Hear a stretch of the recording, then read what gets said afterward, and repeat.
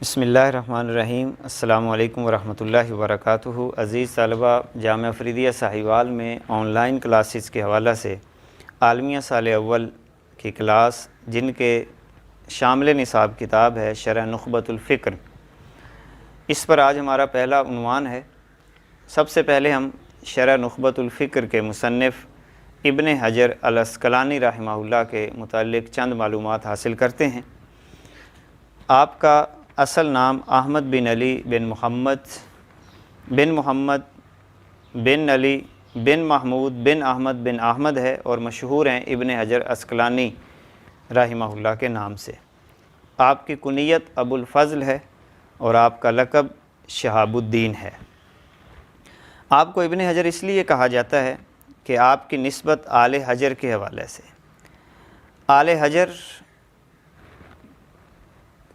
قوم یسکنون الجنوب الآخر علی بلاد الجرید، جو جرید کا علاقہ ہے اس کے جو جنوب آخر کے علاقے ہیں، وہاں پر ایک قوم آباد تھی جن کو آل حجر کہا جاتا تھا۔ اس حوالے سے آپ ابن حجر کے نام سے یاد کیے جاتے ہیں، اور آپ کی جو بنیادی طور پر زمین ہے وہ قابس ہے۔ اسی طرح آپ کی ایک نسبت جو ہے وہ کنانی بھی ہے۔ حضرت ابن حجر عسقلانی رحمہ اللہ تعالی آپ 22 شعبان المعظم 773 ہجری کو مصر میں پیدا ہوئے، اور چھوٹی ہی عمر میں آپ کی والدہ محترمہ کا انتقال ہو گیا، اور جب 5 سال کی عمر کو پہنچے تو آپ کے والد گرامی بھی اس دنیا سے رخصت ہوئے۔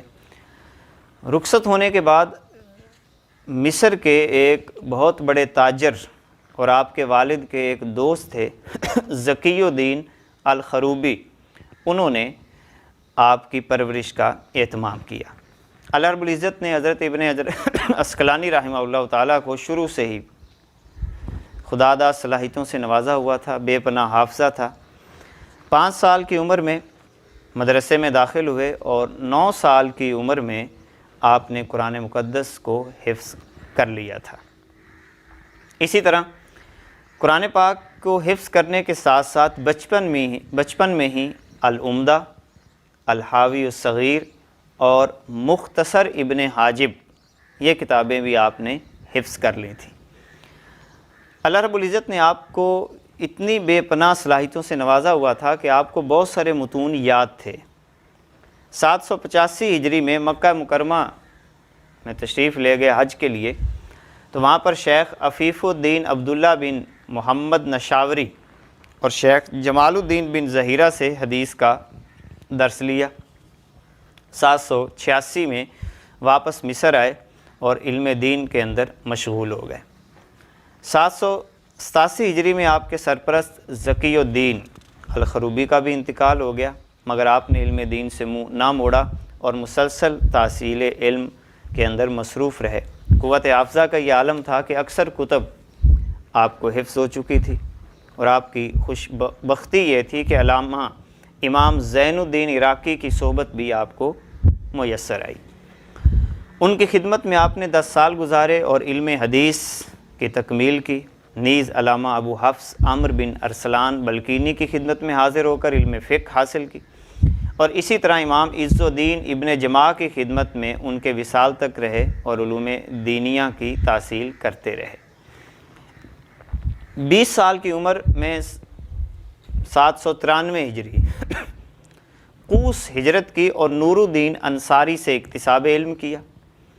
اس کے بعد آپ نے مختلف علاقوں کا سفر کیا، جن میں اسکندریہ، قاہرہ، یمن، زبید، عدن، مکہ مکرمہ، مدینہ منورہ، شام، غزہ، نابلس، رملہ، دمشق اور حلب کی طرف ہجرت کر کے آپ نے علوم دینیہ حاصل کیے۔ آپ نے جن مشائخ سے علوم دینیہ کی تحصیل کی، ان کی تعداد تقریباً 730 ہے، جن کا ذکر آپ نے اپنی ہی تالیف کے اندر ذکر کیا ہے ایک مقام پہ۔ علامہ حافظ ابن حجر العسقلانی جس اخلاص اور انہماک سے علوم دینی حاصل کرتے رہے وہ قابل تقلید ہے، اور اس سبب سے وہ علم و فضل کے بحر ذخار ٹھہرے اور اللہ رب العزت نے آپ کو اتنی صلاحیتوں سے نوازا کہ اپنے ہم عصر لوگوں میں آپ کو اللہ نے ایک خاص مقام عطا کیا، اتنا مقام عطا کیا کہ آپ امیر المؤمنین فی الحدیث کہلائے، حافظ الحدیث کہلائے، اور شیخ الاسلام کے القابات سے بھی آپ کو نوازا کیا۔ آپ کے بارے میں بڑے بڑے علماء نے اپنے تاثرات پیش کیے ہیں، جن میں حافظ زین الدین عراقی، چونکہ آپ کے استاذ بھی تھے، انہوں نے اپنے شاگردوں میں آپ کو حدیث کا سب سے بڑا عالم قرار دیا، اور آپ کے بارے میں انہوں نے جو لفظ استعمال کیے، اور ایک استاذ کا اپنے شاگرد کے بارے میں یہ لفظ استعمال کرنا یقیناً شاگرد کی سعادت مندی ہے۔ آپ نے شیخ العالم الکامل الفاضل المحدث المفید الحافظ المتقن الضابط الثقہ المامون جمع الروات کے نام سے آپ کو یاد کیا ہے۔ اسی طرح اللہ رب العزت نے آپ کو علوم حدیث کے تمام شعبوں میں مہارت عطا فرمائی تھی۔ علامہ حافظ تقی الدین محمد بن محمد فہد آپ کی شخصیت کے متعلق جو الفاظ کہتے ہیں کہ ابن حجر عسقلانی علامہ بھی ہیں۔ علامہ ہمارے ہاں تو عام سینس میں استعمال کیا جاتا ہے، لیکن علامہ اس شخص کو کہتے ہیں جو علوم نقلیہ اور عقلیہ کے اندر مکمل مہارت رکھتا ہو، اسے بنیادی طور پر علامہ کہا جاتا ہے۔ آپ علامہ بھی تھے، امام بھی تھے، حافظ بھی تھے، محقق، عدیم النظیر، اور حافظ تقی الدین کہتے ہیں کہ آپ جیسی شخصیت میں نے زندگی میں اپنی نگاہوں سے نہیں دیکھی۔ ابن عماد رحمہ اللہ آپ کی شخصیت کے حوالے سے فرماتے ہیں کہ آپ حافظ عصر، شیخ الاسلام، امام الحفاظ، امیر المومنین فی الحدیث ہیں۔ امام جلال الملہ والدین امام سیوطی رحمہ اللہ آپ کے بارے میں فرماتے ہیں شیخ الاسلام، امام الحفاظ فی زمانہ ہی، اور اسی طرح حافظ الدیار المصریہ کے القابات سے آپ کو یاد کیا گیا۔ قوت حافظہ کا آپ کا یہ عالم ہے کہ بے مثال اللہ رب العزت نے یہ آپ کو صلاحیت عطا فرمائی تھی۔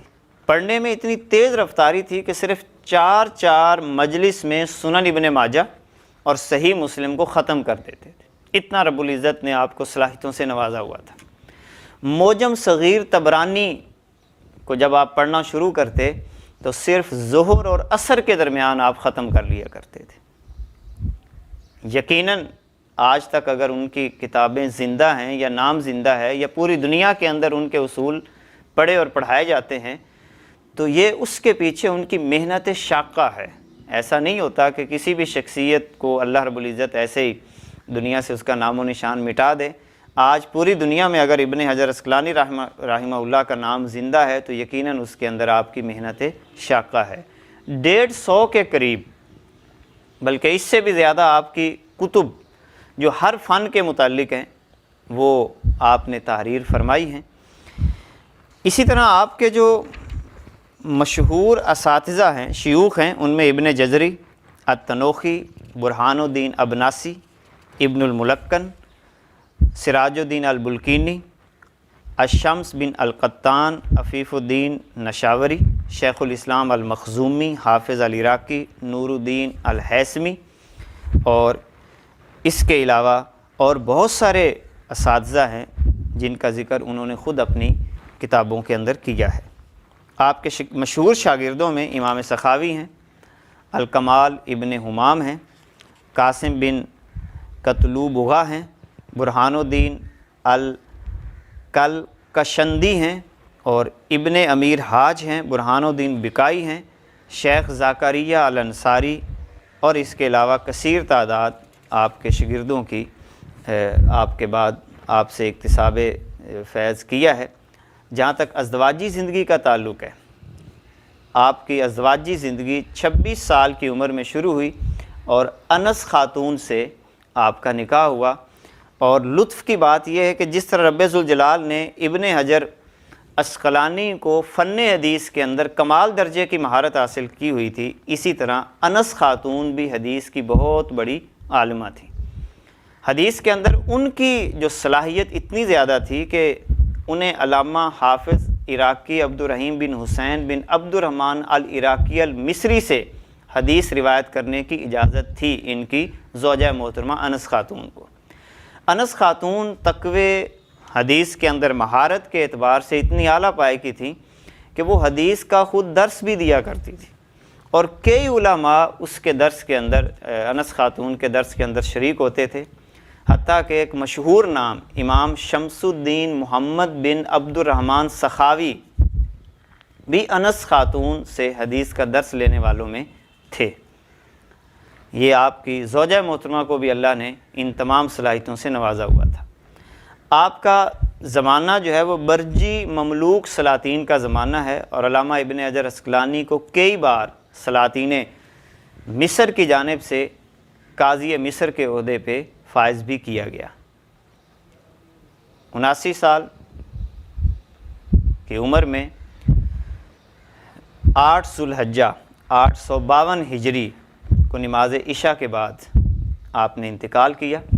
نماز جنازہ آپ کی قاہرہ میں ادا کی گئی، جس میں 50,000 افراد نے اس دور کے اندر شرکت کی، اور اس وقت کے جو سلاطین تھے انہوں نے بھی آپ کے جنازے میں باقاعدہ شرکت کی۔ علامہ سخاوی کا بیان ہے کہ میں نے اتنا بڑا جنازہ کسی کا نہیں دیکھا۔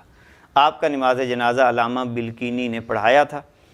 مصر کے مشہور قبرستان الصغریٰ میں آپ علامہ ویلی کی قبر کے سامنے اور امام شافعی اور شیخ مسلم کی قبروں کے درمیان آپ کی تدفین ہے، یعنی جہاں پہ آپ کی قبر مبارک ہے علامہ ویلی کی قبر کے سامنے ہے، امام شافعی اور شیخ مسلم کی قبروں کے درمیان آپ کی تدفین ہے۔